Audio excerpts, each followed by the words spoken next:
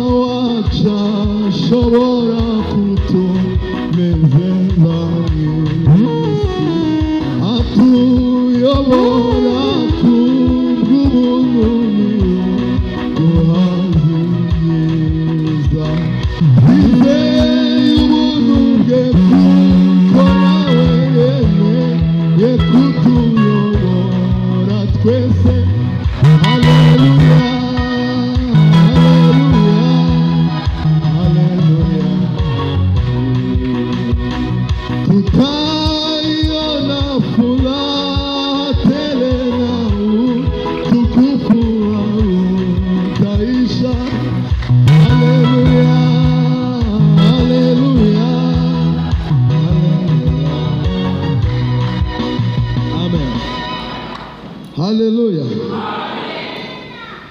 Nimefika kwake Yesu na rohoni mwangu sasa, jua lake la neema inalaki Yesu, roho yangu inaimba. Nimefunguliwa kweli, nimekaribia Yesu, ninaimba kwa furaha. Pepo za neema lake zinavuna ndani yangu, na mawimbi ya wokovu yananijaliza sasa. Roho yangu inaimba, nimefunguliwa kweli, nimekaribia Yesu, ninaimba kwa furaha. Zamani mjini mwa Yerusalemu kwa Israeli waliabudu, Wakristo wakasa wanakusanyika kuomba musifu Mwokozi. Musifuni, musifuni Mungu wetu, kwani ametutendea wema. Tutamusifu tu aliyetoka juu, shangilieni Mwokozi mwema. Haleluya. Twaomba baraka na mvua ya mbingu kuithibitisha Injili. Wagonjwa wapone, vipofu waone, apate batizo wa Roho. Musifuni, musifuni Mungu wetu, kwani ametutendea wema. Tutamusifu tu aliyetoka juu, shangilieni Mwokozi mwema. Siku moja tutakwenda mbinguni, tuishi milele na Bwana, makao ya milele, makao mazuri ya ajabu. Tutafurahia, tutashangilia, tuishi milele na Bwana. Ni wanani watakwenda mbinguni? Ni wale waliokolewa. Ni wanani watakwenda mbinguni? Ni wale waliokolewa. Makao ya milele, makao mazuri ya ajabu. Tutafurahia, tutashangilia, tuishi milele na Bwana. Shida, tabu hazitatuachisha kwa makao yetu ya milele. Shida, tabu hazitatuachisha kwa makao yetu ya milele. Ibisi Yesu yalimuyemo, kubw'amaraso n'ibingangu, nunamye imbere y'umusaraba. Yesu yanyogeje mu maraso ye. Nkunda, umutima wanjye wanyiguriye Igorigota ko Yesu. Nari nazimiriye mu byaha, imbata y'ishyari n'inzangano. Umunsi w'amateka mutinya, anyirisha amaraso ku musaraba. Nari mbata mu mudendezo, nari mubi aramumura. Nari numbi Yesu aranzura, nimwumva ayo mahoro.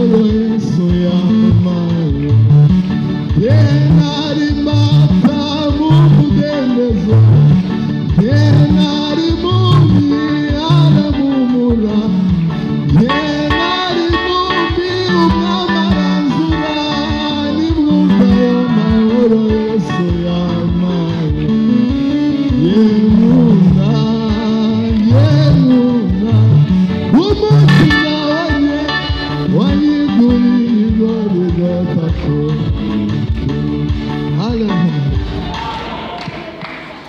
Nababwiye ko nta kindi tuzakora mu ijuru ni ukuririmba. Nta muntu uzaduhanurira ati izo payi mwumva uko ivuze kandi tuzaba turi kumwe nayo. Se waba uvuga iki? Nta n'umwigisha bazakira, tuzaba turi kumwe na Jambo. Ahubwo tuzakora umurimo umwe wo kuririmbira Imana. Repetition tuyikorera hano rero mu cyumba cy'amasengero. Haleluya. Ndakumva amakuru y'umurwa uri kura hatabye ibyabo kandi umucyo mwana umusumye nzawinjiramo. Ndakumva amakuru y'umurwa uri kura hatabye ibyabo kandi umucyo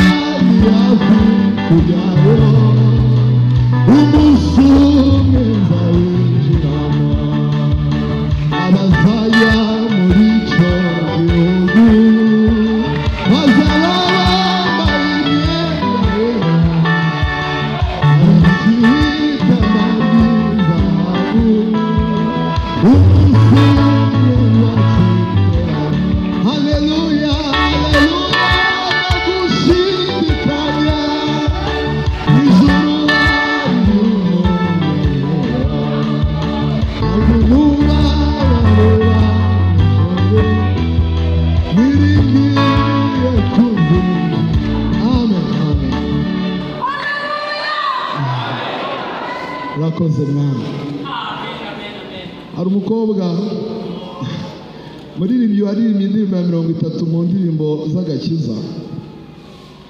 Indirimbo ivuga ngo ubwo tuyoborwa n'umukiza dufite amahoro muri urwo rugendo. Bari mu bwato busanzwe, bari mu nyanja baterwa n'umuraba, hanyuma Isaba yishwe abapfiriye muri uwo muraba. Aho kugira ngo arire ahubwo yuzura umwuka we.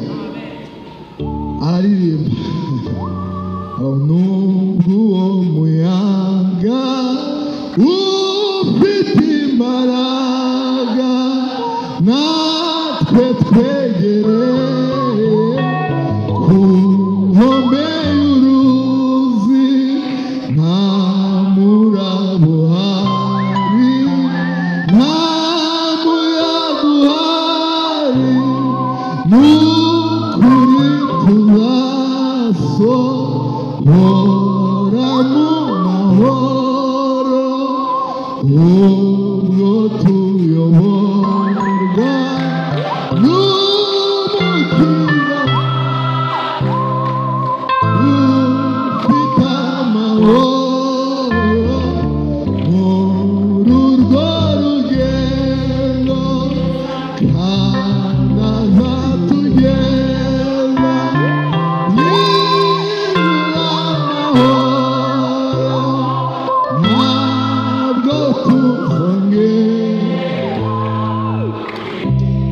mukwiye kugera ku rwego. Haleluya. Hari abantu baba batari kubyumva, mukwiye kugera ku rwego muririmba Imana ikanezera.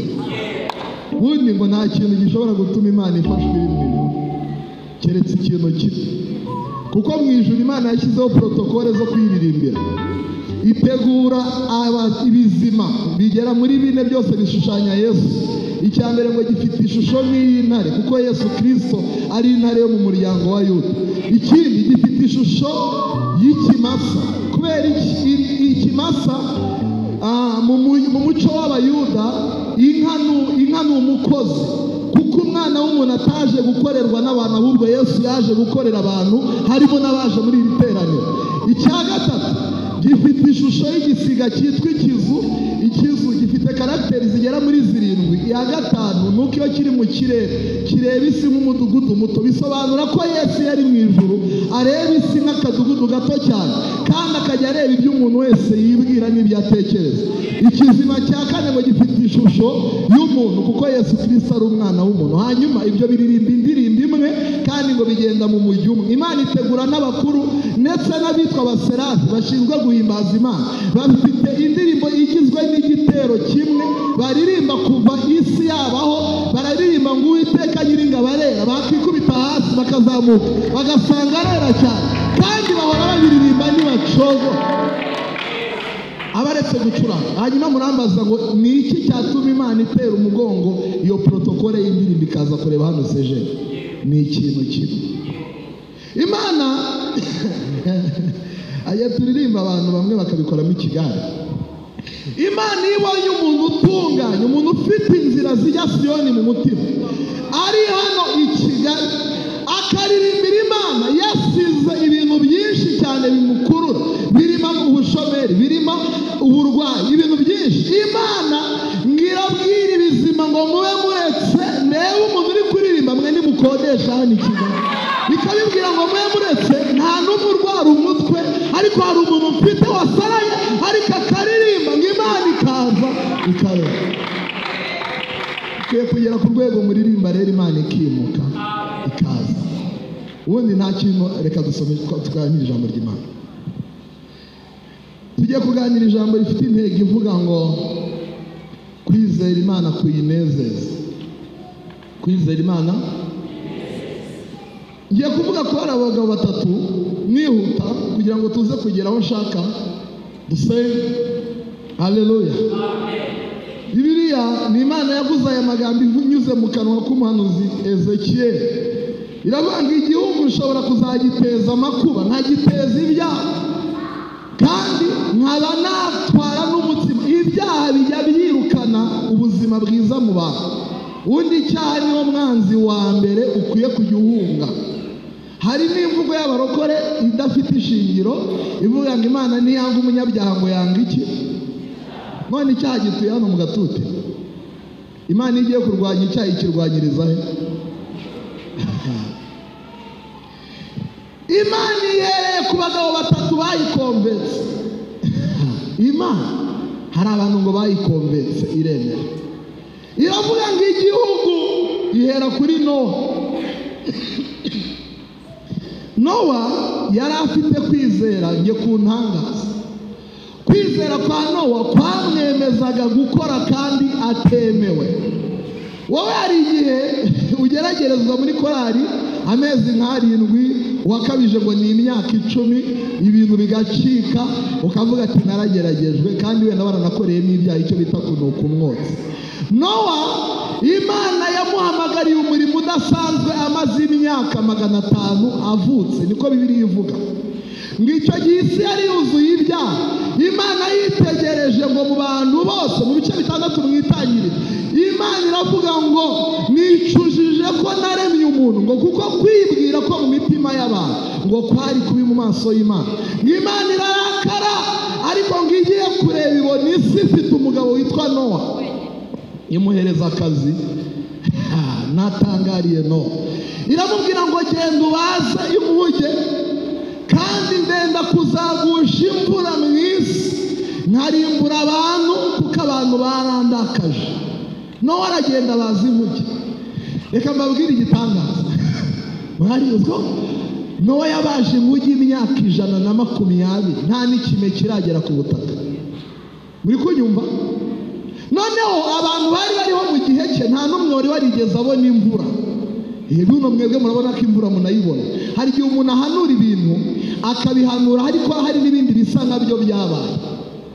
Mwumvisha ko ikintu cyabaye kuri Bolingo, ubwo kubyizera biroroshye wicaye muri iteraniro ufite kiriya kibazo. Ibintu Nowa yahanuye ntago byari bizwi mu isi, nta muntu wari warigeze kubona imvura mu gihe cya Nowa ahagarara ku maguru ye aravuga ngo Imana igiye guteza umwuzure, ariko yanegetse kubaza inkuge, ubundi inkuge isobanura agakiza. None natwe dufite iyo nkuge n'agakiza twahawe na Yesu, niba ushaka amahoro ngwino wihitiremo agakiza ureke. Nowa bazi inkuge bavuza induru ngo bakajya bamukorera icyo bita tumoka cyangwa se kumukoba, bakamumwaza bati mbega umugabo we, baramubaza baramuseka. Cyane twajyaga turimo agakorasi ngarabaza Nowa yewe, bamuseka bamukwena, arabaza Nowa yewe. Nowa arabaza imyaka 50 ishira nta kime kiragera ku butaka. Ubundi mugarukire bariya bantu, mwebwe mwari kubona umugabo atarasaza. Eva ngo mukwizera kunezeza Imana, ariko uko Imana yabivuze imyaka 120 irangiye, Nowa ngakingura inkuge. Abantu nibyo biremwa bidatinya, ayikinguye ngo abantu bakajya baza kumuseka, bakamubwira ati Nowa sohoka imvura yahise. Maze Nowa akaguma mu nkuge. Imana iramubwira ngo noneho kuko abantu bansuzuguye, ngiye kwinjiza inyamaswa muri iyi nkuge. Maze ngo Imana ihamagara inyamaswa izivanye mu ishyamba. Nimwumve ikintu cyantangaje, iriya nkuge yinjiyemo inyamaswa zitandukanye. Harimo ihene, harimo intama, harimo intare. Ni ukuvuga ngo icyumba kirayemo ingwe cyabaga kirayemo n'intama, ariko icyantangaje zimaramo iminsi 40 n'amajoro 41 iri yindi. Bisobanuye ko abantu bari mu gakiza kamere bazisiga inyuma bakabana mu mahoro, kuko mu gakiza niho muri Yesu niyo nkuge inyamaswa zabanyemo zitaryana. Nyaka ibi bintu murabitekereza? Gufata intare ukayirazanya n'ikimasa ntiyagere n'icyakuri ikindi, mbega igitangaza. Ipusi ikararana n'imbeba, ariko mu nkuge ibintu byose bibanamo amahoro kuba biri mu nkuge. Nowa agira kwizera. Imana ngo irangije ngo igusha imvura itarigeze kubaho, haza umwuzure mwinshi. Abantu barangije icyo gihe ngo Imana ifunguruye, Uwiteka niwe wabivuze yuko abagizi ba nabi bose abujuje isi ibyaha bazamarwa n'amazi ayo mazi aza. Nowa n'uwa mbere ndaza kubavugaho ikintu kimwe. Reka niba utavuga n'umugabo witwa Daniyeli ndamukunda, nijya mu ijuru hari abantu 3 mfitiye amatsiko. Daniyeli ni uwa 3, abandi nzababwira nagarutse. Daniyeli reka muvugeho ibintu nka 3. Nta kintu cyari kuzageza Imana muri Babuloni. Imana, amakuru y'ukuntu Daniyeli yageze Babuloni, Abisirayeli bagomeye Imana. Bamaze kugomera Imana, hanyuma igice Daniyeli yavukagamo cyari igice cy'Abayuda, aribwo bwami bw'imiryango 2 ya Isiraheli. Barangije ngo bari bafite urusengero rwiza cyane. Nimwumve ikintu cyantangaje. Rwa rusengero ngo batangira kurwimika, bimura Imana barayisuzugura, kandi bafite urusengero rwiza. Maze Imana irarakara, iravuga ngo ngiye guhagurutsa umukozi wanjye Nebukadinezari. Igitangaza kiravuka. Natangajwe n'ukuntu Imana yise Nebukadinezari umukozi. Nigeze kubibabwira, reka nongere mbibabwire. Umuntu wese uri mu rusengero Imana igira ibimumaza bitewe n'uko ameze. Mu ijuru hari imirimo bajya bategurira abantu batejejwe ngo bayikore, kandi yarapanzwe nijoro. Nk'urugero, umurimo wo kugambanira Yesu wagombaga kubaho, kuko Yesu ntiyajyaga mu kabari, ntabwo yajyaga muri stade gufana. Yesu yahoraga mu rusengero no mu ivugabutumwa. Bashyize umurimo wo ku isoko wo kumugambanira, kuko yagombaga gupfa kugira ngo aducungure. Baritegereza basanga Yohana atuye mu gituza cya Yesu, babona uwo murimo ntabwo yawushobora. Babona Petero nubwo ari ikigwari ariko yihana vuba. Babona hari ikindi gisambo cyitwa Yuda cyabanye na Yesu kandi Yesu atigeze arondora n'umunsi n'umwe. Bibiliya avuga ngo ibyaha bya bamwe bigaragara hakiri kare bikabajyana mu rubanza, ngo ibindi bikihisha kugira ngo bizarimbuze ababikoze nyuma. Yesu yaracecetse, nta munsi n'umwe yigeze arondora Yuda. Yuda agambanira Yesu. Imana rero nayihamagara umugaragu wayo Nebukadinezari ngo ajye gusenya urusengero. Ibaza uwo mugaragu wo gusenya urusengero, iravuga ngo ubwo mwimitse urusengero mwihuse, inyura mu kanwa k'umuhanuzi Yeremiya iramubwira ngo genda ubwire Sedekiya, yari umwami wari w'icyo gihe Yerusalemu hasenywa. Iramubwira ngo genda ubwire Sedekiya niringira amagambo y'ibikomangoma, ahubwo ubwo Nebukadinezari azaza gutera Yerusalemu azace bugufi ayoboke, naho natabigenza gutyo hari ibyago bigera muri 5 bizamubaho. Icyambere azanogorwa amaso, icya kabiri abahungu bazajya kubagira inkone z'ibwami, icya gatatu hano hazasenyuka. Imana imubwira ibyago bikomeye, maze Sedekiya itamera nk'abarokore b'iki gihe, ajya kugisha inama ibikomangoma bitari bihari Imana ivugana nawe. Hari igihe umurokore Imana imubwira. Twigeze gusenga Imana ibwira umuntu ijambo, reka ndizimize. Ibwira umubyeyi umwe ngo dore icyatumye umugisha wawe wose wifungirana ni ikintu kimwe, iyo nyazi yitwa mubazi cyangwa se kashifa wabitse mu kaboko niyo yabaranye umugisha wawe wose. Ngo byumviswe n'abakuru kandi iyo kashifa ugendana mu maboko ngo urimo urabara, niyo yakuzaniye umuvumo wose. Hatireka nirukange njye kubaza sheri icyo twabikoraho. Hari abantu, umusore n'umukobwa bagiye gukora ubukwe, haleluya, bagiye gukora ubukwe baraganira kwa kundi abantu bari gufiyansanya habiri iminsi mike ngo bakore ubukwe. Nimwumva ukuntu abaswa batekereza. Maze umusore aganira n'umukobwa ati ubu tuzabyara abana bangahe, batazi ko banabyara ye. Umukobwa babyemeranya ko batagomba kurenza abana 2, ariko abaswa baragwira batazi ko bazanabyara nuko bati ni 2 nabo ngabo. Imana iri mu ijuru iraceceka, iza gusubiza icyifuzo cyabo. Umwana wa mbere aravuka, uwa kabiri aravuka. Wa mudamu bakimutera inda y'umwana wa gatatu, wa undi wa kabiri barapfuye. Ibyo bintu bibaye inshuro zigera muri 7. Bimaze kuba inshuro 7 birukanka mu butayu gusenga. Bageze mu butayu Imana ihereza umuhanuzi ikibando ngo genda umubitire injiji ziri mu musozi. Araza arahondagura, batura duhora iki? Avuga ngo mwebwe mwaje kurwanya ubushake bwanyu kandi bw'Imana, kuko Imana yashyigikiye ibintu mwavuze ko mutazarenza abana 2, nayo yarabashyigikiye ntibazarenga. Ubwo sinzi uko bije ariko abwirwa benshi akumva muhise murakara se nimushake. Ntabwo ndibubasaba imbabazi muriya mu mama nasanze ari kubwiriza. Haleluya. Daniel ava muri anyuma ngo akiyagisha inama ibikomangoma biramubwira bati atansiyo, ntuzishinga amagambo ya kiriya kigabo cy'igihanuzi, ugomba gufunga umutwe ugapfa kigabo. Maze Nebukadinezari ngahageze bya bintu byose Imana yavuze bibaho bikanihuta. Baterura abahungu 4, ubundi nta kintu na kimwe cyari kuzageza Imana mu gihugu cyitwa Babuloni. Murari nta kintu na kimwe cyari kuzageza Imana muri Babuloni. Ariko Imana ntituye mu mazu yubatswe n'abantu, ahubwo Imana igendera mu rusengero rwo mu bugingo bw'umuntu iyo ari ruzima.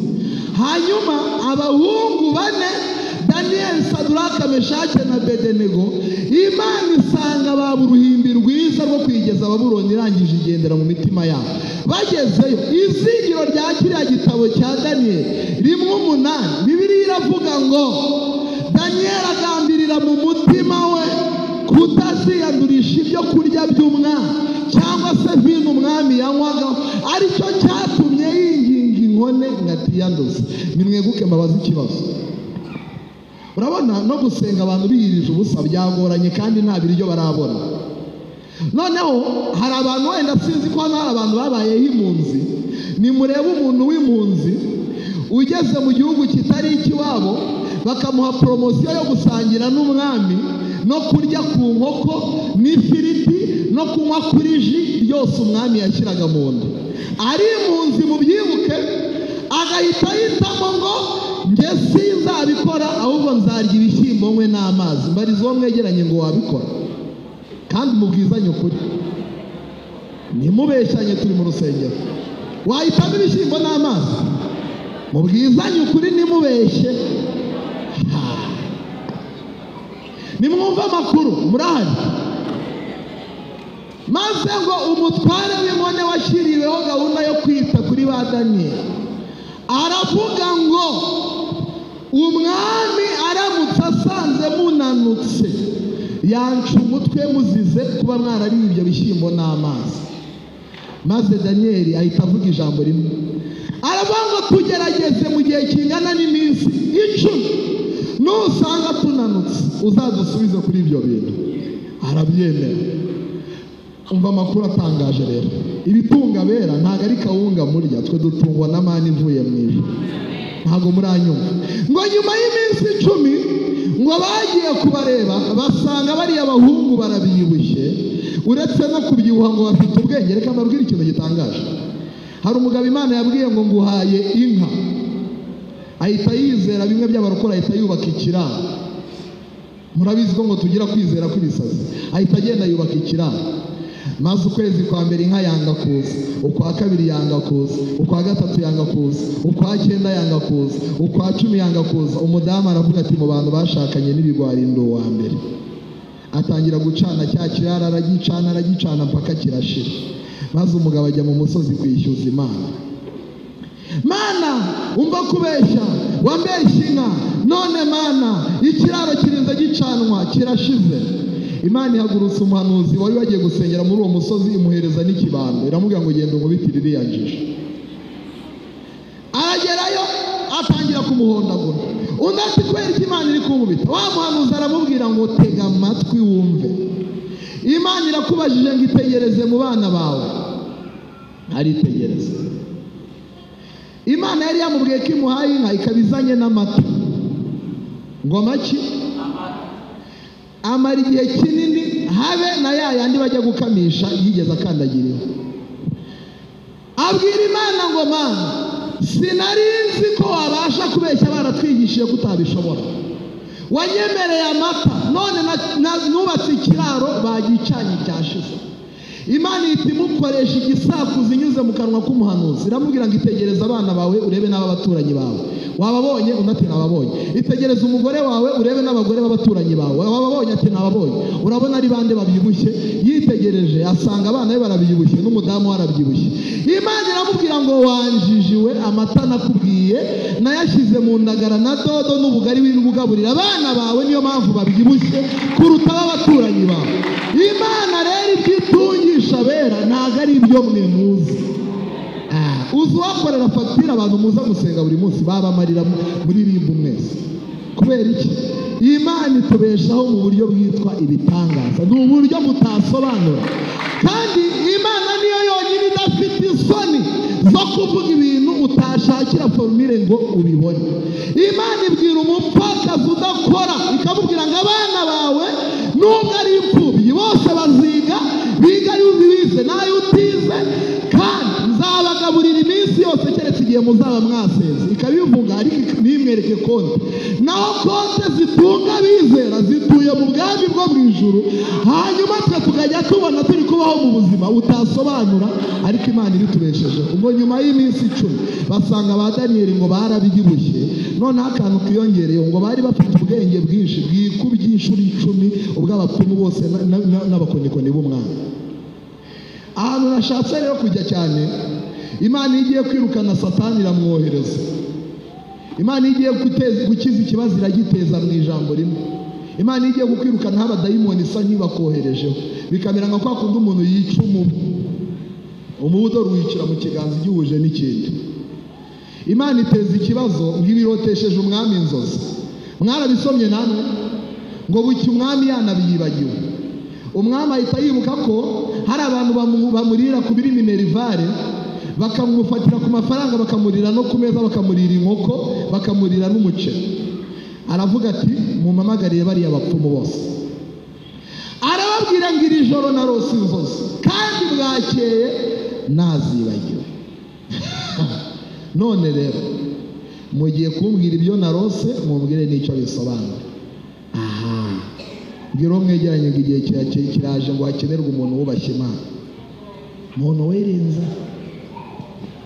Umwami arababwira ngo kandi icyitonderwa, ubwo mwaryaga nabaga ndi kubareba mufite apeti, ntago mwabaga, nta n'umwe waniyirije ubusa, mwarariye cyane, mwararyaga mukanacurana. Murambwira ibyo narose, munambwira icyo bivuze. Maze ngo shefu w'abapfumu amanika ikiganza, abwira umwami ngo byibura iyo ukoresha n'uruhengekerezo, icyo kintu umwami avuze nikirabaho mu isi, ukatubwira byibura ibyo warose, twari kugenekereza tukavuga ubusobanuro. Umwami aravuga ati nabyibagiwe. Wa mupfumu abwira umwami ngo ibyo bintu umwami asabye byatahurwa byonyine n'abantu babana n'Imana z'abadafite imibiri. Basanga iyo Mana rero ntabwo bigeze bayibanira.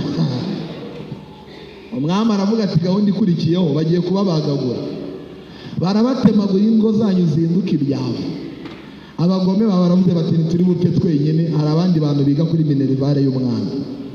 Bajya kureba ba Daniyeli, kandi hari strategy idasanzwe muri Babuloni. Ubupfumu bwari bwemewe, bwaranishyurwaga.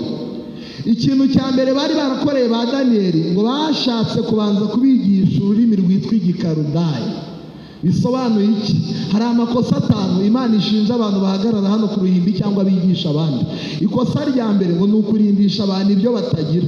Umuntu akaza hano akabara umwanya, azavuza ngo ubugingo, mubere maso ubugingo, naho Imana yitegereje isanga mu iteraniro nta n'umwe ubufite. Ariko Imana ibabwiye ngo kurinda ibifite icyizere ko hari abantu bagifite ibyo babera maso muri iteraniro. Irya kabiri ngo ni ibyitwa baraza cyangwa se kuvuga ibyo batakora. Irya gatatu ni ukuvuga ibyo Imana ivuze ariko batazi inama yabivugiyemo, bakamera nka Aroni igihe yari atarabyarwa cyangwa se igihe yari atarasukwaho amavuta. Ngo Imana yabwiye Mose ngo nubwo utazi kuvuga udidimanga, ngiye kugushakira intyoza, uzayibera nk'Imana, ikubera akanwa, izajya ivuga ibyo navuze ariko ntizamenya aho mbivugiye. Abo bantu baruziye mu bigisha, baruziye mu bahanuzi, baruziye mu bice byose. Aruherutse kuza iwacu arikaraga ati mwese ndabona mumeze nabi, mwese Imana ibashyiriremo imiyaga. Abarangaye bose ubwo bahita bawakira, kandi amakuru y'umuyaga iyo wizeye uza vuba nta nubwo utinda. Muririmbyi yaravuze ngo umuyaga w'ishuheri ugira gute? None abandi bari kubabwira ngo mwakire imiyaga, bakakira imiyaga. Perine z'isi z'abadayimoni ni ururimi rw'igikarudaya. Iyo warwize uri umuvugabutumwa, uvuga iby'Imana ukavuga n'iby'abadayimoni. Barangije bahamagara ba Daniyeli. Haleluya. Barabwira ati hano hari gahunda yo gupfa kubera kutamenya ibintu umwami yarose. Ba Daniyeli babwira umwami bati twe ntabwo turi bupfane nabo. Baravuga ngo wapi, bakora akantu nkunda. Umwami arabaza ngo none mwambwira ibyo narose mukambwira n'icyo bisobanura. Daniyeli ahita akora ikintu kiryoshye, aravuga ngo twebwe ntabwo twashobora kumenya ibyo umwami yarose, ariko mu ijuru hari Imana imenya. Dore ikibazo Imana ifitanye n'abakozi ni uko bivuga mu mwanya wo kuvuga Imana. Mbere usanga mu giterane cyari kinini cyane, cyari kinini pe. Nari ndi muri sade, hari meya, hari umukuru w'ingabo, umukuru wa polisi, maze njya kubwiriza. Urumva icyo giterane harimo n'abavugabutumwa benshi. Ngiye kubwiriza nibagirwa kuvuga amazina yanjye, ndabwiriza umuriro uraka. Ntashye abavugabutumwa b'inshuti zanjye baraza barampugura, baravuga ati wigishije neza ariko wakoze ikosa ntiwavuze izina ryawe. Imana ihita inyongorera bakimbwira ibyo, irambwira ngo biriya ni njye wabiteye, kuko hari igihe mwivuga abantu bakabasigarana, njyewe ntibansigarane. Abantu benshi, abantu barabasigaranye. Niyo mpamvu no kugira ngo mwebwe bababone mu materaniro basigaye bakora afishe bagashyiraho amafoto yacu. Ni ukubera iki? Mwebwe mwasigaranye twebwe, ariko uwo dukorera ntabwo mwamusigaranye. Uranyumvise ko mutari kunyumva? irambwira ngo ninjye wabyemeye ko wibagirwa kwivuga, kuko kiriya giterane nka kiriya n'ibindi byinshi mwebwe muragenda mukabwiriza, hanyuma aho kugira ngo abantu basigarane ngewe mwavuze bakajya bavuga bati batitsiyeri turiya muhungu afite amavuta we. Hari umusore wari ufite amavuta, niko mubyita, mu itorero ryo muri Amerika, Imana imuhagurukije arabwiriza we ibiterane byose akaba niwe uri kubwiriza. Bimwe Imana ishaka kumukangura, ibyahishuwe 3:19 aravuga ngo abo nkunda bose ndabacyaha. Imana ishaka kumucyaha rero, atumirwa n'umusaza wari uwa kera afite itorero rinini cyane, aramubwira ngo nguhaye agatuti uzaze ufata igiterane wacu. Wa musore aragenda mwari arabwiriza igiterane umuriro uraka. Arangije avuye ku ruhimbi, Imana ishaka kumukangura no kumwigisha. Agiye kwicara, Imana ihita imutwara icyo bita umunezero w'agakiza cyangwa se umunezero w'ibyo yavugaga. Ariko ibyo bintu bikora mu buryo bw'ibanga, nta muntu wabimenye. Arangije abura amahoro, yumva yacitse intege. Ababajije wa musaza ngo ariko nubwo abantu bishimye bafashijwe, njye ndumva ntameze neza, muranyumvise? Umusaza Imana imumweretse icyabaye. Wa musaza amubwira ijambo muza kumva nimutarangara. Wa musaza abwira wa musore arimo araseka, aramubwira ngo iyo uza kuzamuka uko umanutse wari kumanuka uko wazamutse. Murabyumvise? Iyo uza kuzamuka uko umanutse wari kumanuka uko wazamutse. Bivuze iki? Yazamutse confidence ziri hejuru, amavuta ari mu kirere, ariko agiye kumanuka yumva yacogoye. Mu ijambo rimwe, Imana irwanya bibona ariko abicisha bugufi ibahera ubuntu. Iyo wizamuye, Imana irakuzimya, kandi mu moko y'ibivume no mu moko y'abantu Imana irwanya. Ku murongo wa mbere haza abitwa bibone. Daniyeli abwira umwami ngo twebwe ntidushobora kumenya ibyo umwami yarose, ariko mu ijuru hari Imana ijya imenya ibintu abantu barota bashyizweyo. Iyo ngiyo iraza kumenya ibyo umwami yarose. Umwami aravuga ati koko se? Ahubwo Daniyeli ahita akora agasitarateje abapantekote bibagiwe, aravuga ati ahubwo mutubise hano hari abantu basinda, hari abanywa urwagwa, hari abafite abagore ba kabiri, hari ababetinga, hari abakina biyari n'igisoro. Reka tuve mu bantu tujya ahantu hatari iki, aho ngaho nihivugire. Ngo bahita bajya ahantu hatari abantu, barara bayinginga, muze mwenyine twihererane, musanga ahantu hatari abantu, dore indirubi abarembeje, urusaku rurabaru. Ngo bajya aho barayihendahenda. Haleluya! Ibyiza yakoze mbifitemo umufasha, Imana ishimwe cyane. Niwumfasha mu bintu byose bikomeye, Imana ishimwe cyane. Imibabaro yange yose niko ayizi, ayinduriye imibabaro ngo anezeze. Imana ishimwe kuko yumva amasengesho, Imana ishimwe. Ngo bari gusenga, Imana iravuga ngo ndabumvise bana banjye. Ngihita imanuka ibwira Daniyeli, imwereka ibintu bikomeye, imubwira n'icyo bisobanura. Bukeye ngo agenda imbere y'umwami. Ariko uziyo Imana yakoze akantu ukuntu umuntu aba afite confidence, n'ibiro biriyongera. Ngahita agenda. Umwami ngo amwitegeye arimo nka metero 10. Aravuga ngo yemwe ba Daniyeli mwe, ese wabashije kumenya ibyo narose? Daniyeli aravuga ngo njye ntabyo namenye, ariko turi gusenga mu ijuru hari Imana yanzaniye ibintu umwami yarose kandi yabinyeretse. Umwami ati kagira inkuru. Daniyeli ngo abacitse intege, aramubwira ngo mwami nyagasani, ibyo bintu byose uko bimeze birakaba ku banzi b'umwami. Aravuga ngo umva amakuru, wagiye kurota ubona igiti kitagira ingano kirakuze, kigeze ubushorishori bwacyo mu ijuru, amababi yacyo yaragaye cyane, ibisiga byose byo mu isi byashyiraga ibyari muri icyo giti. Hanyuma icyo giti uko cyagakuze, nyuma hatangwa itegeko haravuga ngo nimuteme icyo giti mukirimbure mugisigire igishyitsi n'imizi yacyo muyihambirize iminyururu kimara ibihe 7 gitondwaho n'ikime n'uruhu. ngo mwama yinda umushyitsi abwira Daniyeli ngo ibyo bintu nuko biri ahubwo mbwira uko bisobanura. Daniyeli ngahita azonga mu maso amarira maramanuka abwira umwami ngo ibyo bintu no gusobanurwa kwabyo birakaba ku banzi b'umwami bose. Daniyeli aramubwira ngo icyo giti ni wowe, Imana yaguhaye icyubahiro ikurutisha abantu bose batuye mu isi, urakura urazamuka, ariko nubwo ibyo byabaye ntabwo wabimenye ngo wicishe bugufi. Niyo mpamvu Imana itanze itegeko ngo ukurwe mu mutima w'abantu ushyizwe mu mutima w'inyamaswa, uzenguruke mu ishyamba ibihe bigera muri 7 cyangwa se imyaka 7, hanyuma nyuma y'iyo myaka 7 uzasubizwe mu mutima w'abantu, kugira ngo umenye ko Uwiteka wenyine ari usumba abami bose n'ibintu byose byo mu isi, abigarurira uwashaka akabyima uwashaka. Ngahita mushyiriraho ibihembo. Kandi igitangaza wa mupagani yanga kwihana, uko bwarakeye ngategura ngo igishushanyo ngo agishyira mu kibaya cyitwa Dura. Uri Imana ishaka gutanga promosiyo inyura mu nzira. Reka mbabwire ko ibintu mu isi bigeragezo ari byo byatumye Imana ikuza abantu mu bo musoma muri Bibiliya. Abantu bose musoma muri Bibiliya bakujijwe n'ibintu mwita bibi, bya bindi umuhanuzi akubwira ugahita wikanga. Reka duhere ku ba mbere muzi cyane, Moridekayi. Nimumbwire ukuntu Moridekayi mwari kumumenya hatabayeho promosiyo yitwa Hamani. Hamani mwamwibutse?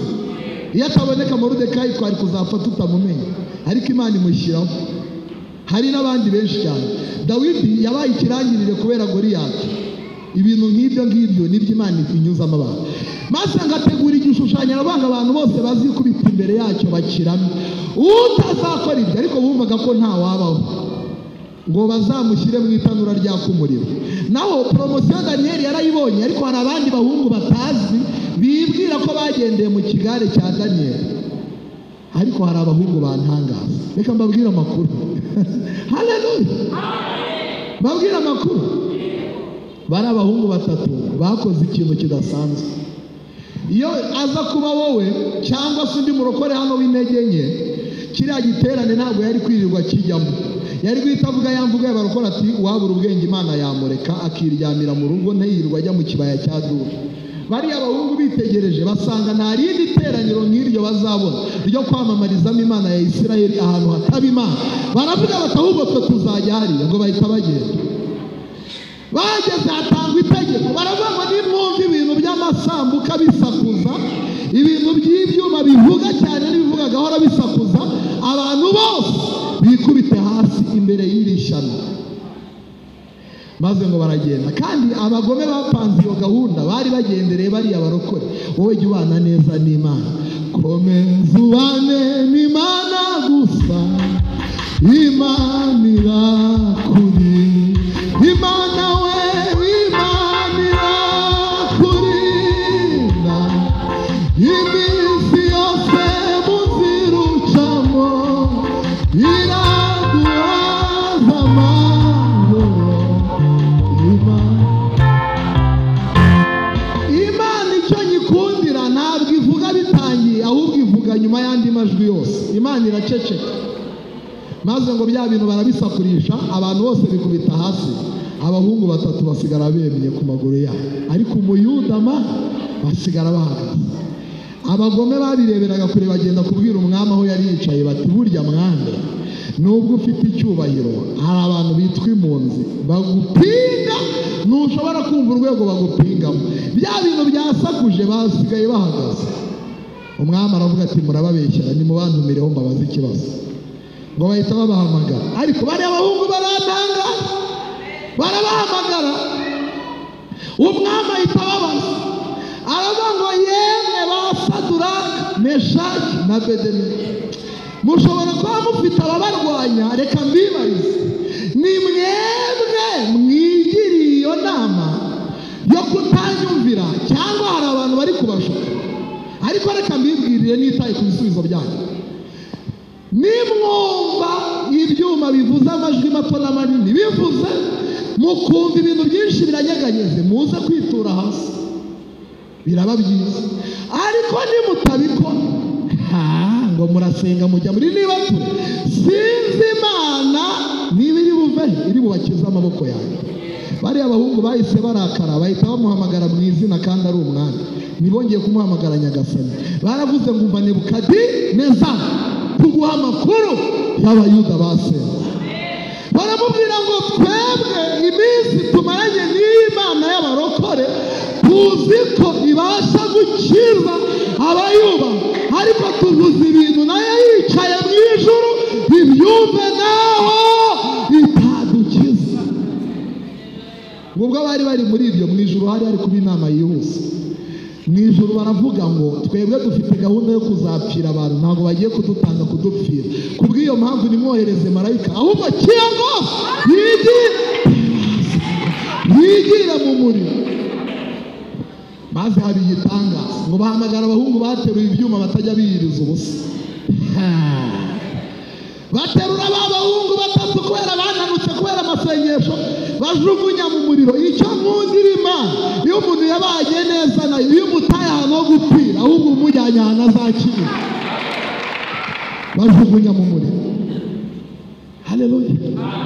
Bageze mu muriro, reka mbabwire mwari, iyi niyo konseri ya mbere yabereye mu muriro. Mwebwe mwari mwabona konseri yo mu muriro? Ngo bagiye kumva ngo bumva ikorasi mu muriro bati hari ibanga kubakijijwe. Umwami ati muremuretse gatono, ibintu numvise ni uri kubyumva cyane. Baraceceka. Umwami ati muceceke twumve. Bacecetse bajya kumva bumva undi arimo arashyiramo igihimbano cy'umwuka. Abakubise bati Mana niyo murinzi wawe bati ibyo bintu muri kubyumva cyane. Naho abantu bari gukorera konseri mu muriro. Maze umwami aravuga ati ntibishoboka.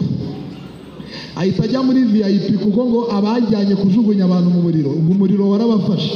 Ajya muri VIP y'ibirimi by'umuriro bitagera, ahagarara hejuru yitegereje, akubitwa n'inkuba. Aravuga ati harya mwabagome, mugahamagara abagome bamugiriye inama. Mu muriro twajugunyayo abantu bangahe? Si batatu bari babagihari. Umwami ati reka ntabwo baramuzi, njyewe ndi kureba abantu bane, ariko uwa kane nta muntu umuzi mu isi, ishusho ye ni umwana w'Imana. Haleluya. Ubundi reka mbabwire ikintu kidasanzwe. Nebukadinezari niwe mupagani wa kabiri wayishuriwe Yesu kandi adakijijwe. Iyo umuntu abanye neza n'Imana n'abanzi be baramuhanurira kandi bakamuhanurira amahoro. Aravuga ngo ishusho y'uwa kane ni nk'iy'umwana w'Imana. Maze arangije rero mwumva abagore abaramagaye, yemwe ba Saduraka na Meshake na Abedenego, yongera akantu nkunda aravuga ngo bagaragu b'Isumba bingahe kandi byose nawe yararimo. Aravuga ngo aho mwabaye amahoro. Ati ntabwo ubibona se umuntu yatera ikorasi nk'iyarakaye? None se mwavuyemo ubu se uyajyayo kiriya giterane cyari kibishe, kuki atabasanzemo muri iriya konseri? We konseri nk'iyo wayanga rahira kiriya konseri uyibonye hano ni bangahe bayinjira? Muzamure turebe konseri yo mu muriro. Mwe mukunda ibyiza ariko mujye mugenda kwitangirira aho byatangiriye, murebe uko byagenze. Nihuse arababwira ngo bagaragu b'Isumba byose nimuvemo muri uwo muriro. Ngo bavamo ari batatu, ariko wa kane asigaramo. Bisobanuye ko Yesu yasigaye muri uriya muriro. Aravuga ati ntabwo abarokore bose bazakizwa, hari igihe bazajya bajugunyamo n'abana banjye, reka ngumemo bajye baza bansangemo. Basohotsemo Yesu yigumira mu muriro. N'uyu munsi abantu badutembagajemo tumusangamo, aracyicayemo, nta nubwo azava. Aho ngaho niho yashyize intebe, n'ubu aracyarimo na bugingo n'ubu ngubu. Soza abari maso. Haleluya, haleluya. Ngo basohotse ngo barabinukiriza, basanga batababutse n'umusatsi. Ngo ariko igitangaza n'imyenda yabo ngo ntago yanukaga umwotsi. Wari igihe umuntu Imana imutabara ariko akavana ubuhamya bwa shitani mu byamugerageje, akaba adashobora gusobanura ukuntu yubatse inzu, ntasobanura ukuntu yaguze imodoka, ariko akajya avuga ko Imana yamutabaye gusa akagarukiriza. Ukwiye gutunga ibintu bifite ubuhamya. Muri maso umugabo wa gatatu yitwa Yobu. Reka musorezeho dusenge. Yobu nta nubwo nshaka kumuvugaho ibintu byinshi. Yobu Imana yaramugerageje kandi mugerageza akijijwe neza, ariko iyo ibigeragezo bitinze ku muntu ababireba babihindura ibyaha. Yobu arakubitwa kandi ibyago byabaye kuri Yobu. Reka mbabwire amakuru mutari muzi. Yabimazemo imyaka 10. Ntugire ngo ziriya ntambara Yobu yazibayemo amezi 2. Imyaka 10. Nimwumve ikintu cyantangaje rero tusenge. Yobu agwirirwa gituma n'ibimugerageza, ngo umuntu wonyine bari basigaranye yari umugore we, ngamujyana mu cyumba aramubwira ati mugabo wanjye, ushobora kuba hari ibindi bintu ukora ntazi. Niba Imana yatinyuka ikagukora ibintu nk'ibi ngibi, nzi ibiterane wabwirije, nzi abakene wambitse, nzi ibya 10 watanze, iyi ntabwo yaba ari Imana, ahubwo icy'ingenzi yituke maze ikwice bihuriremo. Abantu rero hari igihe baba bagira ngo bafite inshuti nyinshi, ariko mureka mbabwire ko nta muntu mwegeranye keretse Yesu wenyine. Muranyumvise? Mperutse gusura umukecuru w'inshuti yanjye wari urwaye kanseri mu bitaro i Kanombe, ariko Imana yaje kumukiza. Yararaga mu cyumba cyabaragamo abantu 4, hanyuma 3 muri bo n'uwo mukecuru arimo sibo barotaga inyoni ya mbere ivuze saa 10:15 za mu gitondo. Bagasohoka muri icyo cyumba kuko hari harimo umubyeyi mwiza we utagira ukwasa, ariko afite kanseri yamunze urugingo rwe rumwe ku buryo yanukaga cyane. Bamubuhamya barambwira ngo umuntu wa mbere wamuvuyeho ni umugabo wamushatse. Yaramubwiye ati sinshobora kurarana nawe mu cyumba nuko ukuntu umeze. Haza abavandimwe ba wa mama, bwira mwegeranye nk'inshuti ufite ni Yesu yibanire. Rero mwanze kubana neza na Yesu mugira ngo ntabwo muzamukenera. Uzi ko hari abantu bagira ngo Imana ibakeneye kuruta uko bazayikenera. Umuntu agahaguruka afite n'amavuta bakavuga bati dukurikije amavuta ufite ntabwo Imana yagutakaza. Imana ihora ibyara buri munsi. N'ubu hari abavutse tuzajya kubona tubona baje kubwiriza tutari tubazi.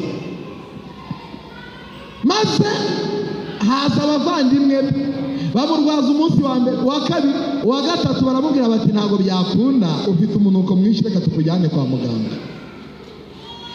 Bamugejeje kwa muganga. Ubundi mujya munasengera mu masengesho musenga mujye mushyiramo n'abaganga. Bamugejeje kwa muganga, haza abarokore baho yasengeraga. Birumvikana ko ari twe tujya tugerageza guhambira tukikomeza. Bajyayo umunsi wa mbere, umunsi wa kabiri, umunsi wa gatatu, bibaye ku munsi wa 4 baragenda baramubwira bati muroko tubaye tugiye, ariko humura tuzaba turi kumwe nawe mu buryo bw'umwuka. Buriya buryo bubaho. Uziko ko ariyiriza umunsi umuntu akavuga ati ngiye sindi buboneke, ariko nubwo ngiye gucuruza turaba turi kumwe mu buryo bw'iki, yahura n'imineke se yayisiga. Buriya buryo ngiye simbwene. Aho hantu ahasigarana na Yesu wenyine, abantu baragenda.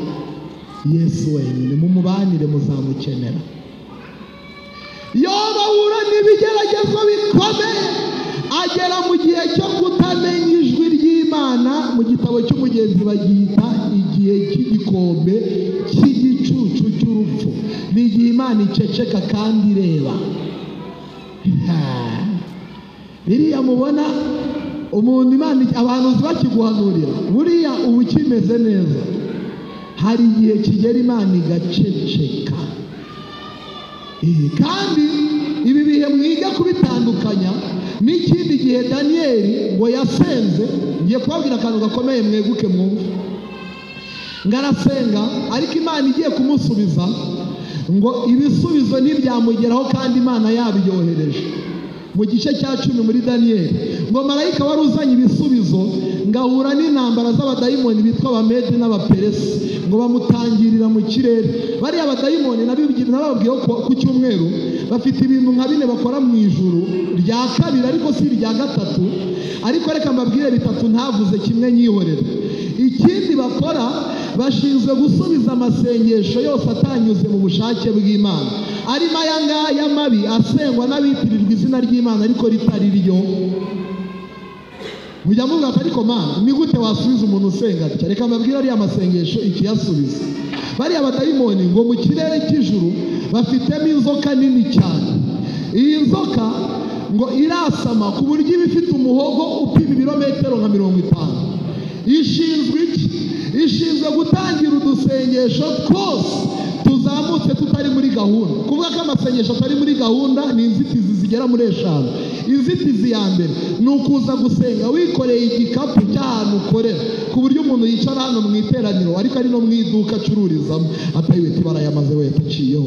Iryo sengesho ryose wasenga iyo rizamuka rimeze nk'agashirira ya nzoka ikarimira.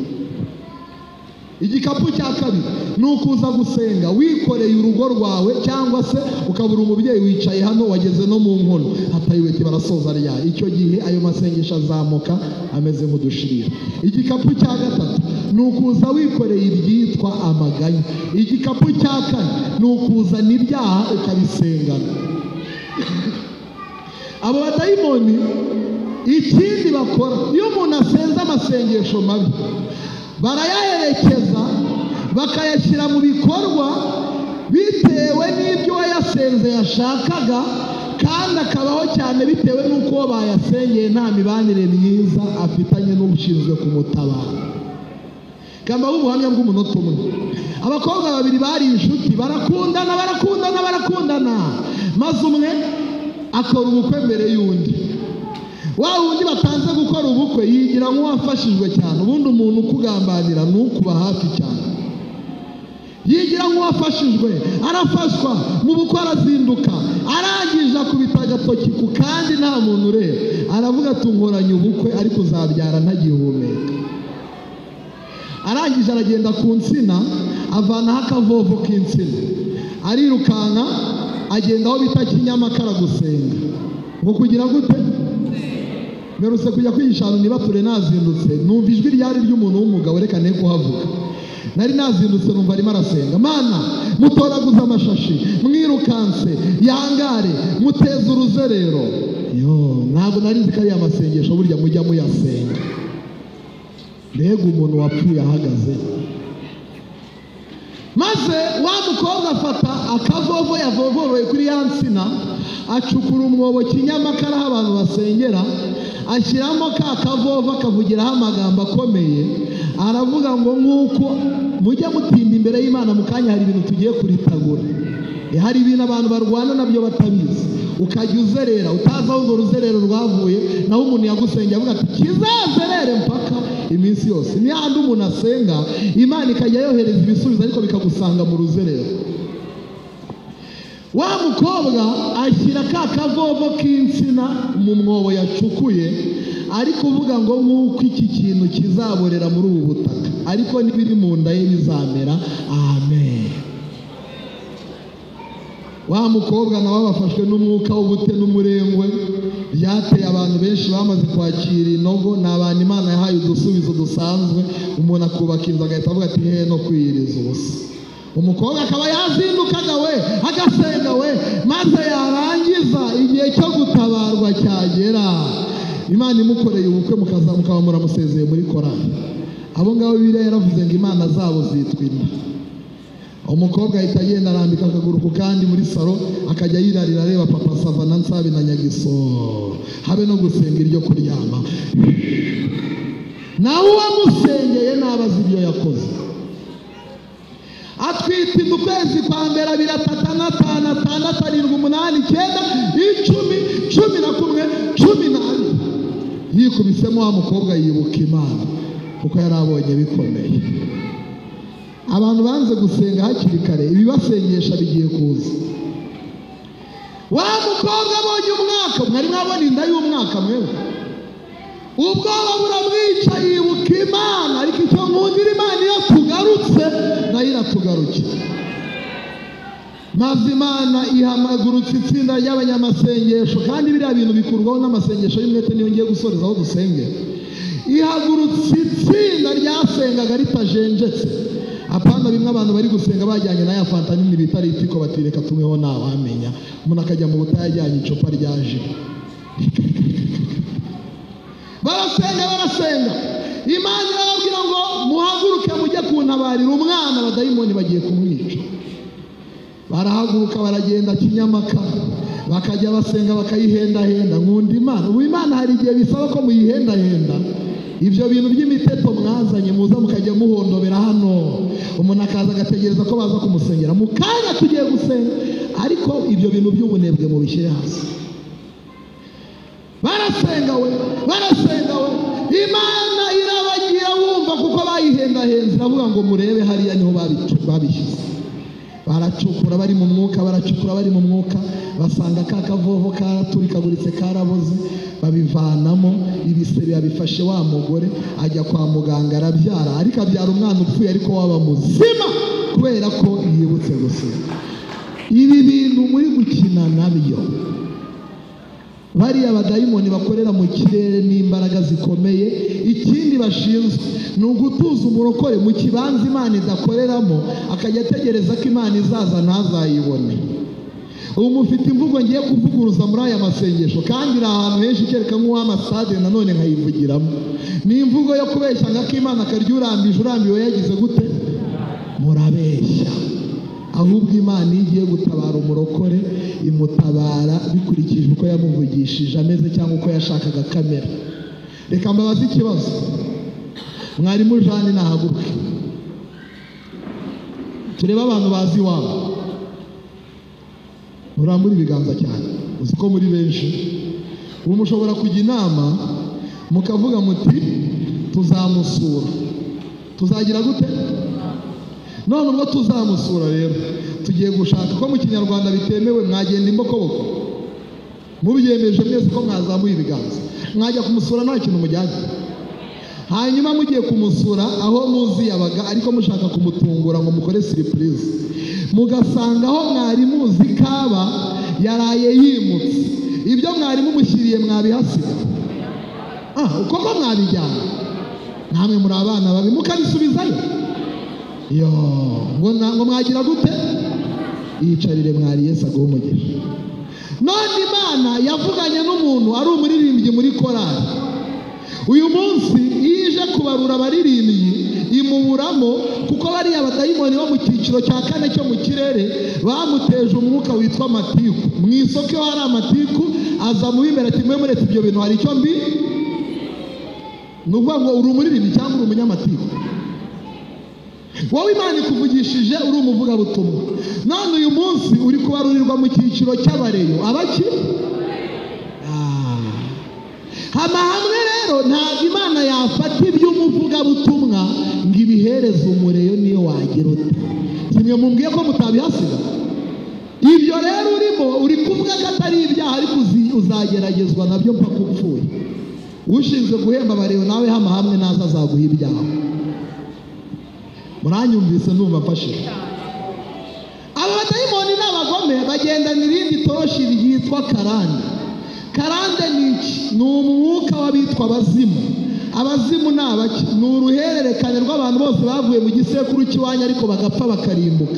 Ibyo bakoraga byo n'ibipfa bijya bigaruka gushaka umuntu wese wafashwe n'izo ngabo bikamufata. Mwese abadayimoni niba bazimuzwi n'abazimu. Niba iwanyu hari umuzimu wo kwahukana akumurika igitoroshi cyane akaguteza umwuka wo kwivumbura nta mpamvu ngo bakubwiye nabi, uti sinduraramo ukaburagiye.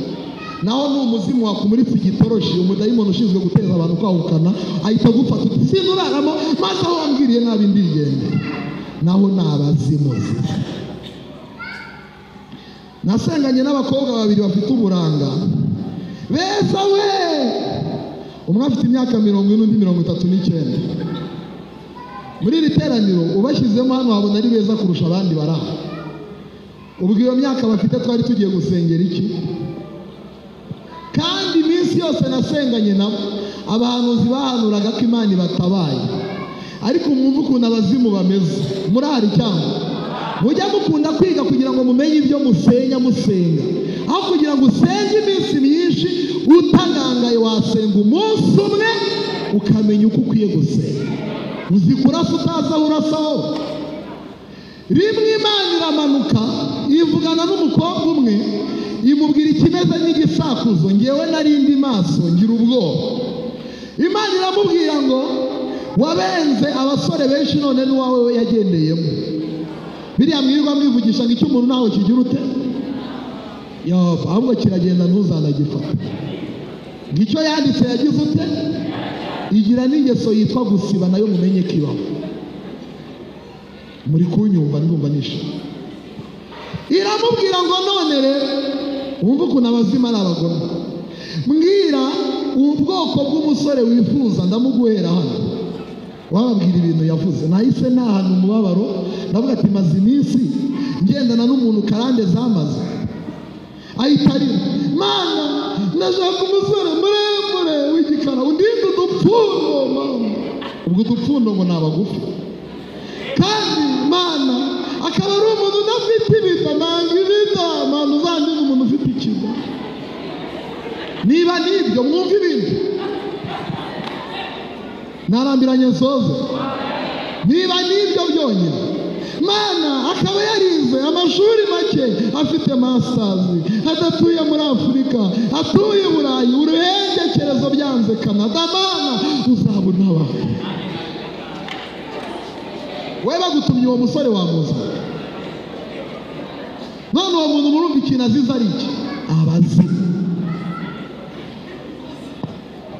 Abazimu ni abagome bakugendesha n'amaguru kandi ufite itike. Wajya gutega moto sogokuru wapfanye ubutinda akakuganiriza ati witega moto genda n'amaguru ntabwo anywe esanse. Umuntu akirirwa agenda n'amaguru kandi afite itike. Abazimu mama, abazimu baragufata wajya mu isoko utinyanya nangaye batakadobo kagura 3,000. Nyogokuru iwanyu wapfanye ubutinda ati ntuherwe gura ikimene cya 500 byose bitanga iso. Ibyo mvuga biriho cyangwa nta biriho? Nimushake musenge. Abantu benshi si uko Imana itabatabaye, ahubwo ibisubizo byabasanze mu bibanza by'ibyo bidayimoni. Umusore w'umusirimu ajya mu iduka bati mumu umukandara bati ni 15. Sokuru wapfanye ubutinda ati ntuherwe guru w'icyatanu byose ni imika. Aho ni ibizima. Wavuga y'inzuki ntiyarya ubuki. Abazimu babuza abantu benshi koga batabuze isabune n'amazi, cyane cyane mu bihe nk'ibi by'imbeho, ku buryo umuntu ajya koga abazimu batogaga bati wikoga utarwara umusonga turi mu bihe by'imbeho. Irwanya utere pasiporo umuntu akaza gusenga atoza. Ibyo bidayimoni bizengereza Daniel ngaguma gusenga. Amasengesho yitwa umwete niyo avanaho ibyo bidayimoni. Ngakomeje gusenga, Imana yohereza amarayika ushinzwe intambara witwa Mikayeli, ngaraza arwana intambara ikomeye. Reka mbabaze ikibazo, niba Daniel ahuye n'uru rugamba kandi Imana yamuhamije mu bakiranutsi, ibaze wowe rugusanze n'uburyo umeze, n'amatiku yawe n'inzangano zawe n'ubugome ufite. Babarokore ni abagome. Satani yabiciye aho bita mu migambi cyangwa se mu bugingo mo imbere. Iyo bavuze mu bugingo bavuze mu byo ugambiriye. Hanyuma kandi abarokore benshi hari ibimenyetso bigaragaza ko ubugingo shitani yabwishe. Niyo umuntu ateye ikorasi umenya ko ari indembe iri mu rusengero iri aho bita muri so. Unabare bakiriyo batazagira ngo urabeshya we. Abandi bagome nabo mbega umugome we. Hari n'indi ndirimbo mukunda, reka mbabwire amakuru yayo. Munyikirize abiringiye abantu ndetse babahanga amaso.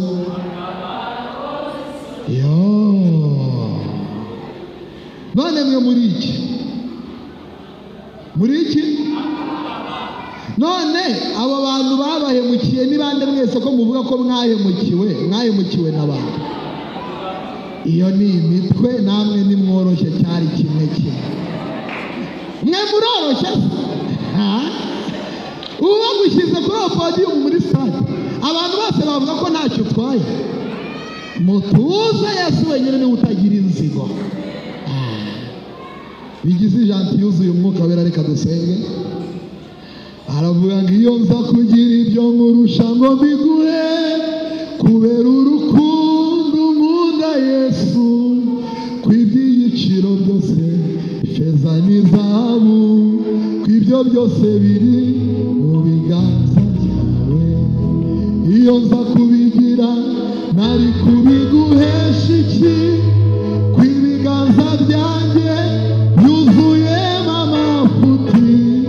No mu minsi yashize nakoze icyaha gikomeye kwicisha Yesu n'ubwanjye.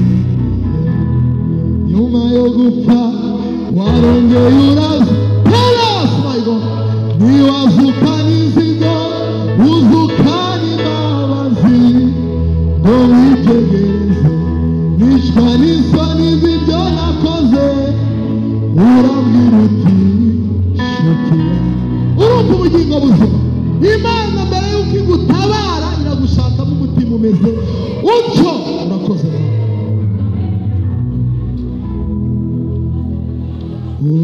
uruwigitangaza Yesu abo mu ijuru barabihamya ikuzo nishimwe n'umwana w'Imana kuko ari we washoboye gucungurira Imana Data wa twese abo mu miryango Kristo. Mbonye Imana iri kuvana abantu mu binogo bikomeye cyane kandi nimwari kuzavamo n'ukuri. Ariko kondisiyo naje nyibabwire ni umuti usharira ariko ukiza. Irongera ubwoko ishyanga rikuriye amaraso ye ubwoko bw'abami n'abatambyi wicuranga komeza utwo ngutwo. Hinduye umunyamibabaro usa n'uwamenyereye intimba nta gikundiro afite abantu bamwima amaso.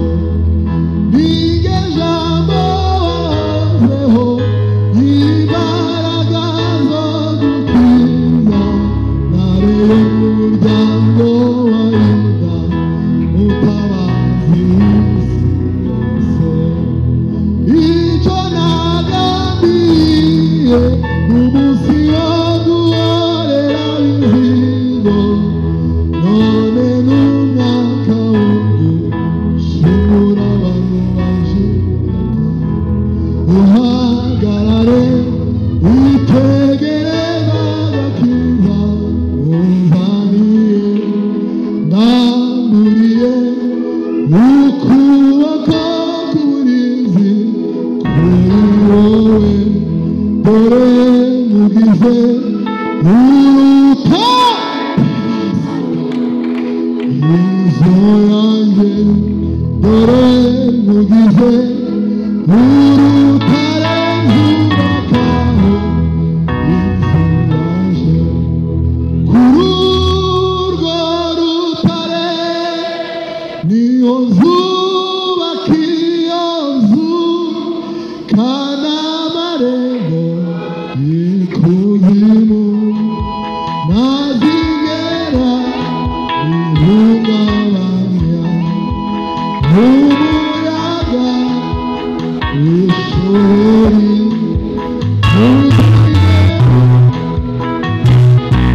Ni ngombwa kugira ngo dusenge kandi tugiye gusenga muri iri teraniro.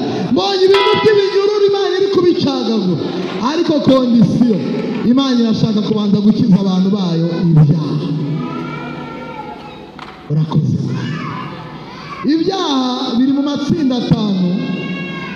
Ibikomeye byitwa ibyo ubikoze yabigambiriye. Ni ibyaha umuntu akora ariko yarabishyize mu migambi nko gusambana, ubusinzi, kwica, kumena amaraso, ibyo byose ni ibintu umuntu abikorera inyigo. Ibyo nta muntu ufite ubugingo ubikora. Nk'umuntu akajya mu nama yo kugambana hano mu rusengero, uri ikivume, uzafatwa n'igihango cyitwa igaburo ryera wasangiye n'abandi ukabagambanira. Ibyaha bya kabiri, itsinda rya kabiri ry'ibyaha ni ibyitwa inyongobezabugingo, ari byo bizatuma benshi batumva Imana. Birimo ibinyoma, birimo amatiku. Mperutse gutaha ubukwe kw'irebero, maze umugabo baramuhamagara, ari umugabo ariko umuntu ufite ibyaha bimuhindura ubusa. Umugabo wambaye ikote ryiza watebeje muremure tureshya cyangwa unansumba, baramuhamagara avuga ati ndenze mu ruhango ndi kuza, turi kwirebera. Ibyo byitwa inyongobezabugingo byo gutuka abana, guhanana abana imijinya, ibyo byose ni inyongobezabugingo. Hakaza n'ibindi byitwa imigayo, ari byo byabereye mu bugingo bw'umuntu ntibirenge inyuma. Iyo migayo ni amatsinda 13. Yobu yayihaniye mu gice cya 31 ngo yipimiye kuri iyo migayo asanga nta n'umwe umufata. Yobu yitangiye ubuhamya aravuga ngo n'iryari nariye hari imfubyi Burayi, mbaruzo mwegeranye ngo iyo uriye n'abandi baba bariye cyane abo musengana. Iyo yitwa imigayo. Reka ibyo nabyo mbitambuke. Ibyaha bya kane ni ibyitwa ibizira, bikorwa n'abantu bahagarara hano hitwa ahera. Umuntu akaba umutinganya aba muri korali, ugasambana uri umuvugabutumwa. Ibyo byitwa ibizira. Ibya gatanu ni ibyitwa amakosa abantu bakoreshwa n'ubujiji bwo kutamenya ijambo ry'Imana no kutarisoma. Reka dusenge. Umuntu yumvishe mu cyiciro icyo ari cyo cyose muri ibyo, tugiye gusaba umugisha uremereye kandi nabonye ibisubizo byinshi. Ariko umuntu yumvishe muri iryo tsinda n'ibindi ntarondoye, nahaguruke twibwirire Imana ngo tweze udusiga ariko watwejeje. Ariko utabyemera yicare. Nta mutsima wa rubanda uri muri iri teraniro. Imana iragirira neza abantu bemereye guca bugufi. Kandi uko uhaguruka uze wipfukamira. Tugiye gusenga, hari ibintu Imana ishaka gukora, ariko irashaka kubanza kweza abantu. Urabizi wanze kubabarira, ufite inzigo, ufite amahane, ufite ubugome, ntabwo Imana yarenga kuri ibyo bintu. Mwimuze rwose hano kuri iyi mikeka muhapfukame. Ariko haza umuntu yumvise muri aya matsinda 5 ukavuga ati nubwo nibye n'icyaha cy'ikigambirirano, ariko mu mutima wanjye ngambiriye kuzabikora. Uwo ni umugayo impanda ivuze ntabwo wayizamukana.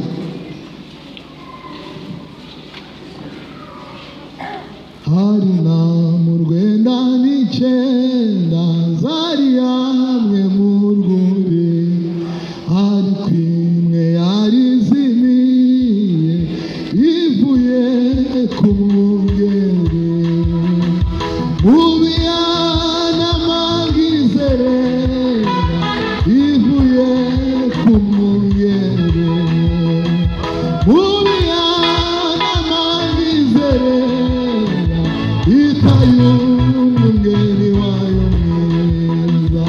Izufite urwenya n'icyenda mbese n'izihagije. Uwo mugera kwisigaho iyo nayo ni yanjye. Naho yabigeze kure ngiye gushaka iyo nama yawe.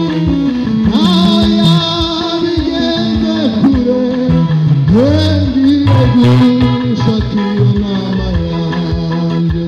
Mu bacunguwe n'abamenya imigezi yagutse, no kuzerera mu mirima ashaka iyo nama ye. Yumva inama ihangabereye asa n'ivunitse ndago.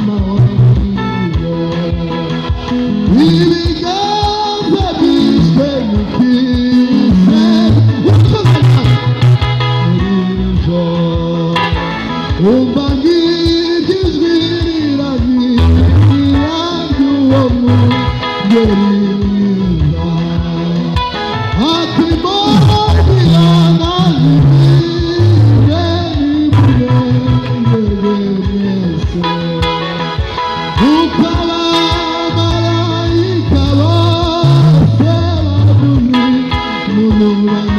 Bahereze mwarimu Shemu, bamuhereze mikoro tugiye gusenga. Kandi hari ibintu byinshi Imana yiteguye kora. Helas my God, hari ibintu Imana igambiriye guca muri iri teraniro. Hanyuma mwarimu Shemu agiye kubasengera murambuye ikiganza cy'iburyo, agiye gusaba Imana ngo yeze ubwoko bwe. Kandi imbabazi z'Imana nabonye zuzuye muri iri bonye Imana igambiriye gutanga imbabazi nyinshi muri iki karibu mwanya. Mana data wa twese uri mu ijuru, mu izina rya Yesu turagushimiye. Turagushimiye kuri Imana, kandi Imana ibabarira, yuzuye urukundo n'imbabazi ku manywa na nijoro. Mwami, ducumura buke cyangwa se cyane, tuvuga amagambo menshi yayatandukanya nawe. Mana uratubabarira kuko turi abanyabyaha. Icy'ingenzi kuri twe ni uko tubyemera, tukamera nka cya gisambo cyavuze ngo twebweho tuzizi ibyo twakoze. Ariko aravuga ngo usibye uyu nguyu gusa n'umwana w'Imana ihoraho. Avugaho ijambo ryiza, aravuga ngo nubwo upfuye ariko kandi umunsi uzaza kwiga ingoma yawe uzanyibuke. Biragaragara ko iki gisambo cyari cyemeye ibyaha byacyo, kandi bimuhanirizwa no kubabarirwa. Mwami, kuva bene data na bashiki bacu biyumvise mu intege nke bashingiye ku ijambo ryawe bumvise, ababarire mu izina rya Yesu umukiza wacu, kandi ubaha imbaraga zo guhagarara neza kugira ngo bareke gutsindwa n'uburiganya bwa Satani. Turarwana intambara ikomeye muri uru rugendo. Intambara turwana intambara y'abantu. Ijambo ryawe riratubwira ngo turwana n'imyuka mibi y'ahantu ho mu ijuru. Mana turasenze kugira ngo bababarire, nurangiza kubabarira ubambike imbaraga z'umwuka wera w'Imana kugira ngo babashe guhagarara, barwane neza kigabo, babashe guhagarara. Mwami, nuyimusubiye muri rindereza ngo murwanyi we bwira nawe, aravuga ngo si ijoro rigeze hehe. Ndakwingize Mwami, uko ijoro rikazakura ndakwegera, duha imbaraga kugira ngo tubashe guhagarara tudatsinzwe, tubashe kuguhamya ku manywa na nijoro, tubashe kugendana nawe Mwami tutariho imiziro, iriya migayo yose, iriya bizira bitugaragaraho. Reka ikimenyetso cy'amaraso kiboneke kuri buri wese apfukamye aha ngaha kugira ngo bababarirwe nawe. Ndagushimiye kutwumvise, ndagushimiye kuduhaye imbaraga, kandi ukaduha kunesha ibitugerageza ku manywa na nijoro. Urakoze kutwumvise, kandi birenze ibizu bidera ubuntu ku bwa Yesu Mwami n'umukiza wacu. Mugipfukamye turacyari mu kirere cyo gusenga. Haleluya. Muhombeke amaso yanyu. Umuntu utabatije n'umuntu utegera igaburo ryera, hari isengesho ry'umwihariko tugiye kubasengera bo bahaguruke. Umuntu utarabatizwa n'umuntu utegera ameza y'umwami nta gihango agirana na Yesu. Abandi nibazuka bazahera mu gituro. Ushobora kutajya ku igaburo ryera kuko utenze, kuko ufite ibyaha byatumye utaryegera. Umuntu wese n'umaze imyaka 2 atajya ku igaburo ryera kuzamura. Donc umwaka umwe n'umuntu utarabatizwa mu mazi menshi bahaguruke babwire inama umwuka wera abagira.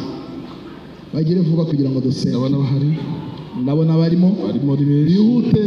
Musange uyu mama hari abagira inama, turasenga mwagarutse.